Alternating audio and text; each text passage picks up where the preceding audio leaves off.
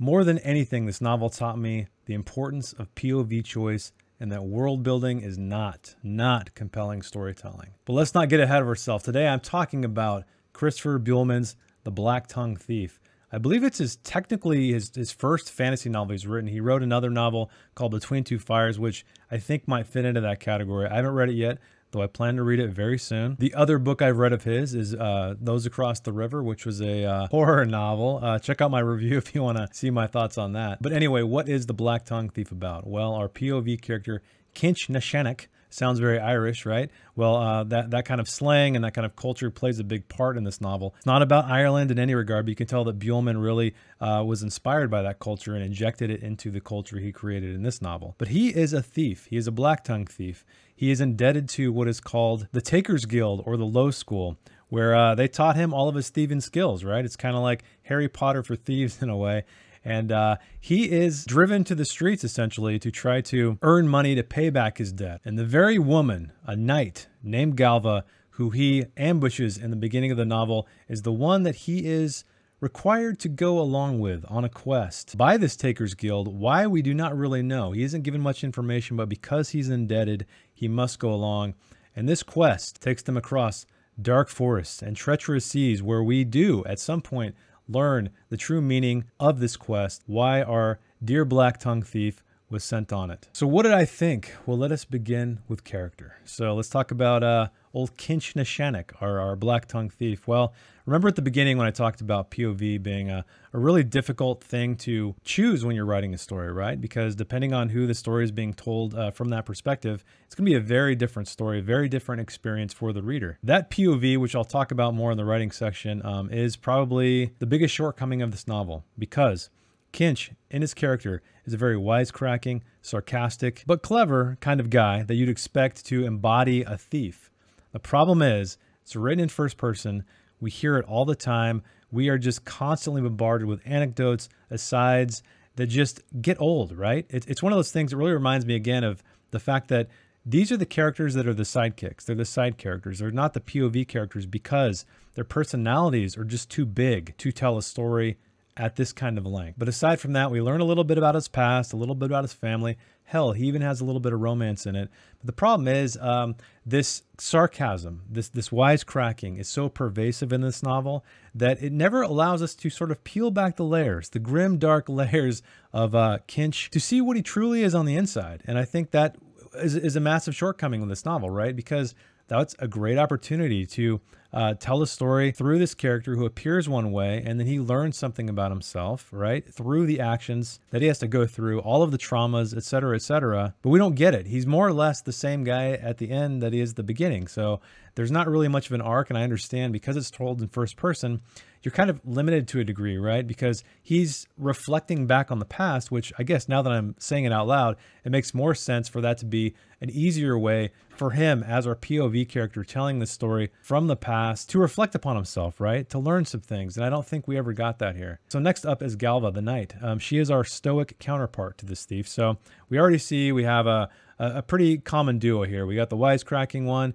we got the stoic one, the serious one, the goofy one. So she's pretty wooden most of the time. I think at the very least, I can say that she's a good counterpoint to Kinch because of her personality. We do learn more about her and her history and what she's after and some weaknesses she has, some flaws, I guess you could say, but it never really, I never really bought it. It never was expressed to me on the page, let's say. And I think when you have two characters like these that are very opposed to each other, personality-wise, and even like ideologically, you could argue, that's again a great way for one character to see the other one's point of view and then have them both learn.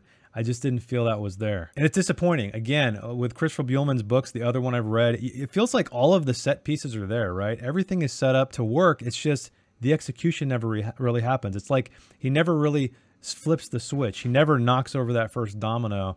And unfortunately, that leaves us with very shallow and very honestly tedious characters, at least the POV character Kinch, in my opinion. All right, well, let us talk about the plot next. Well, it's a very common plot in fantasy where you have a party of characters, or a duo in this case. Actually, they grow to a party as they go on their adventure, but they have a quest, they go on it, they meet some strange people, and there's a battle of sorts at the end, right? It's pretty common. But there are some truly cool moments in this. Particularly for me was this crazy sea encounter. I don't want to spoil it for you, but that was probably the coolest part of the book for me. We do have, like I said, a little bit of romance, a little bit of side plot in that regard, but it doesn't reveal the character. And so, you know, character and plot are so intertwined. So I will forgive a mediocre plot. I will not even realize it's a mediocre plot if you give me characters that are compelling, that are interesting, that I want to root for, that I feel for. Even if I hate them, if I can feel for them, I won't even question the plot. I know I'm getting back into character a little bit, but I think it's important because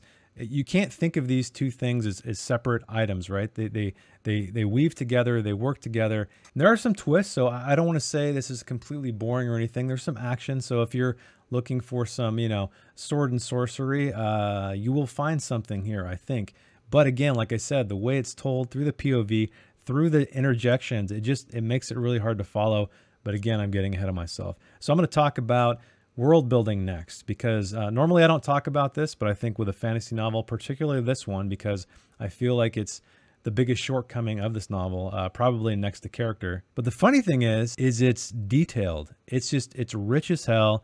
It's done to a degree where it's in the prose, right? It doesn't ever feel like these massive exposition dumps that we're accustomed to, where we're just learning about the histories of this and that. So because it's weaved into the text, it's less obtrusive, but the problem is it's everywhere. There is so much of it, and our narrator never ceases to remind us of the calendars and the cultures and this and that. And hey, there's some songs in it too. If you're a fan of songs like The Lord of the Rings, then here you got some songs. But like I said, it is just too thick in the prose, where you are just kind of almost taken out of it to a degree, right? Because like I said, it does feel authentic. We are being told this story from first person. So the way he's telling it, it does feel authentic. It doesn't feel like I was saying earlier, where he's just rattling off a bunch of details, but it kind of breaks up the action, unfortunately. We'll be observing something, and then he'll just dump a bunch of history on us, and you're kind of like, I want to know about what's happening right now. I don't give a shit about what happened in the past. But with all that said, I feel like this is probably done, with the exception of the quantity, probably done better than most fantasy novels I've ever read, because most of them, as you know, it's too much just history dumps, even in dialogue, right? Which is still exposition when you're talking about something like that, especially if two characters already know it. That's very sloppy, very lazy. I don't think that's done here, because he's talking to us, right? It's a first person thing. He's not necessarily telling this stuff to another person. Generally, the world building stuff is for our benefit, but again, it's just too much. All right, let's talk about the writing itself, or as I like to call it, the cinematography of the novel. I've already realized from reading Those Across the River that Christopher Buehlman is an amazing line-by-line writer. He has the craft down. It's vivid. It's rich. Like I said, all of the world building and the details are interwoven in the prose. He's a very clever guy. I'll tell you that. I think I read somewhere where he does stand-up comedy. So you can see all of that injected in here, right? It always feels authentic. It always feels like a real person is talking to you. So I will give him that kind of credit in the character regard, in the writing regard. Problem is, again, too many interjections, too many anecdotes, slow the pace of this thing, which is kind of funny, because when I read Those Across the River, it flowed, right? It was never bogged down with anything. I felt like it was just a completely effortless reading experience.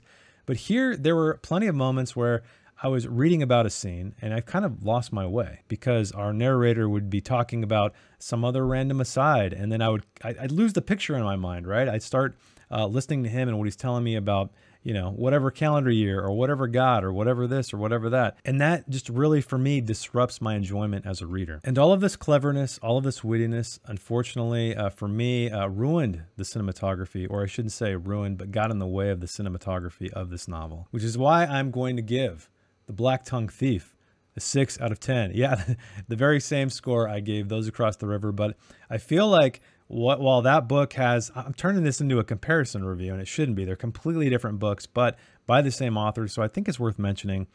Some of the strengths in Those Across the River were better than the ones here, and then the weaknesses, they kind of flip-flopped a little bit, and so that kind of nets us out with a similar score. I didn't want to go below that because, again, I think if you're looking for something that has extremely rich world building, you're going to love this, right? You're going to really enjoy it. You're going to want to sink your teeth into all of this details.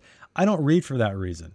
I think a world should feel genuine. It should feel authentic. It should feel like I'm there. It should feel like it really existed at some point in some time.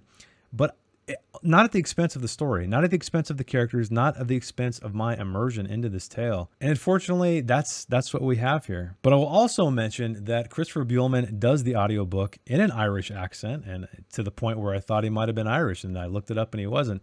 So a fantastic audiobook performance. I will definitely give it that. So if you're looking for that kind of experience, you will not be disappointed. Although I did find some of it a little bit hard to understand. I actually kind of read this book and listened to it. I went back and forth, and I found my comprehension sometimes was a little bit easier in the book, despite all the stuff I mentioned. But if audiobooks are your thing, then this is a good one. All right, well, that is it for me. I hope you enjoyed the review. Thanks for hanging out with me. Did you read The Blacktongue Thief? Am I way off base? Tell me in the comments below. Did you like it? Did you hate it? This book has a ton of great reviews on Amazon, so I feel like I am an outlier. Are you an outlier? Let me know in the comments. If you'd like to see my own work and heckle my own writing, you can check out my books. There's a link in the description below. Or you can check out my weekly series, Worth 1,000 Words, where I write a 1,000-word short story inspired by a piece of artwork on the spot every single week. Thanks for watching, and I will see you in the next one. Bye.